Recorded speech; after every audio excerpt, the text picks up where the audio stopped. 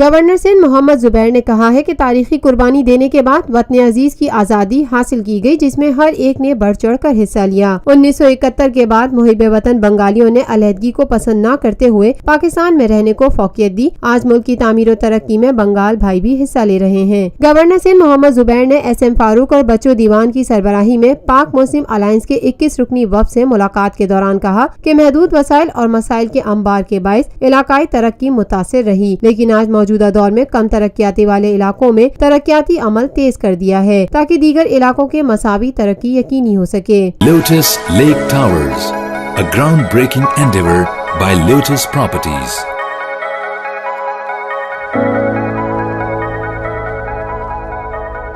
ملکی، بین الاقوامی، سماجی، سیاسی، تجارتی، ثقافتی، تفریحی، معلوماتی اور کھیلوں سے جڑی ہر چھوٹی بڑی خبر کا مرکز TNN TV۔